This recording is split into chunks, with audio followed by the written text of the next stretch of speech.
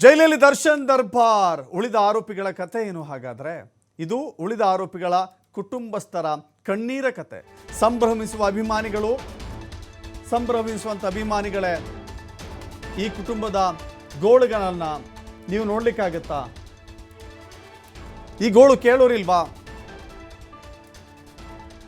ಇದ್ರೆ ರಾಜನ್ ಥರ ಇರಬೇಕು, ನೆಮ್ಮದಿ ಇರಬೇಕು. ಯಾವ ನೆಮ್ಮದಿ?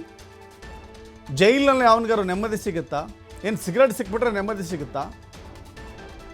ಇದು ಒಂದು ಸಾಧನೆನ ಕೊಚ್ಚಿಕೊಳ್ಳುವಂಥ ಬಹಳ ದೊಡ್ಡ ಸಂಭ್ರಮಿಸುವಂಥ ಕಾರಣನ ಇದು? ದರ್ಶನ್ ಫೋಟೋ ವೈರಲ್ ಆಗ್ತಾ ಇದ್ದಂತೆ A4 ರಾಘವೇಂದ್ರ ಪತ್ನಿ ಕಣ್ಣೀರು ಹಾಕಿದ್ದಾರೆ. ಆಯಮ್ಮ ಹೇಳ್ಕೊಂಡಿದ್ದಾಳೆ, ಪಾಪ ನಮಗೆ ಒಂದೊತ್ತಿನ ಊಟ ಮಾಡಲಿಕ್ಕೂ ಕೂಡ ಕಷ್ಟ ಆಗ್ತಾ ಇದೆ.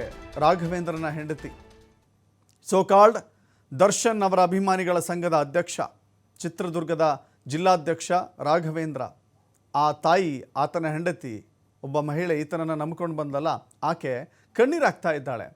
ದರ್ಶನ್ ಹೀಗೆ ಆರಾಮಾಗಿ ಚೇರ್ ಹಾಕ್ಕೊಂಡು, ಸಿಗರೇಟ್ ಸೇದ್ಕೊಂಡು, ಕಾಫಿ ಕುಡ್ಕೊಂಡು, ರೌಡಿಗಳ ಜೊತೆ ಸಾಧಕರ ರೀತಿಯಲ್ಲಿ ಕೂತಿದ್ದಾರಲ್ಲ, ಅವರು ಆರಾಮಾಗಿ ಕೂತಿದ್ದಾರೆ.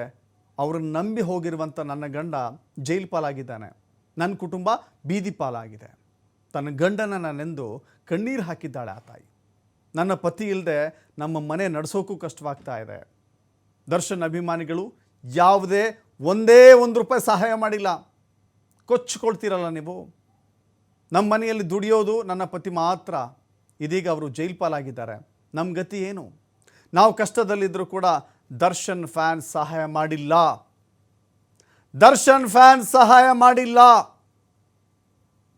ದರ್ಶನ್ ಫ್ಯಾನ್ಸ್ ಸಹಾಯ ಮಾಡಿಲ್ಲ. ಇಲ್ಲಿ ಬರೀ ಫೇಸ್ಬುಕ್ಕಲ್ಲೋ, ಸೋಷಿಯಲ್ ಮೀಡಿಯಾಗಳಲ್ಲೋ, ವಾಟ್ಸಪ್ಪಲ್ಲೋ ಸ್ಟೇಟಸ್ ಹಾಕ್ಕೊಂಡು ನಿಮ್ಮ ಆ ಅಂಧಾಭಿಮಾನ ಮೆರೆಯೋದಲ್ಲ, ನಿಜವಾದ ಅಭಿಮಾನ ಮೆರಿಬೇಕು ಅಂತ ಇದ್ದರೆ ಇಂಥ ಕಷ್ಟ ಪಡ್ತಾ ಇರುವಂಥ ಕುಟುಂಬಗಳಿಗೆ ನೆರವಾಗಬೇಕಾಗಿತ್ತು.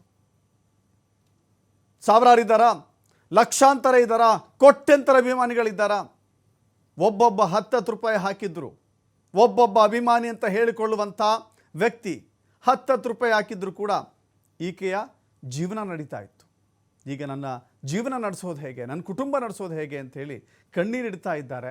ನಿಜಕ್ಕೂ ದರ್ಶನ್ ಅಭಿಮಾನಿಗಳು ಅಂತ ಯಾರು ಹೇಳ್ಕೊತಿದ್ದೀರೋ, ದರ್ಶನ್ನ ಕಾರಣದಿಂದಾಗಿ ರಾಘವೇಂದ್ರ ಅವರ ಕುಟುಂಬ ಬೀದಿ ಪಾಲಾಗಿದೆ. ಅವ್ರ ಕುಟುಂಬ ನಿರ್ವಹಣೆ ಮಾಡಲಿಕ್ಕೆ ಆಗ್ತಾ ಇಲ್ಲ, ಅನ್ನ ತಿನ್ನೋಕ್ಕೂ ಆಗ್ತಾ ಇಲ್ಲ. ನಿಜವಾದ ಅಭಿಮಾನಿಗಳಾಗಿದ್ದರೆ ಮೊದಲಿಂಥವ್ರಿಗೆ ಸಹಾಯ ಮಾಡಿ. ನಿಮ್ಮ ಅಭಿಮಾನವನ್ನು ಈ ಜಗತ್ತು ಮೆಚ್ಚುತ್ತೆ. ನ್ಯೂಸ್ ಮುಂದುವರಿಯುತ್ತೆ ವಿರಾಮದ ನಂತರ.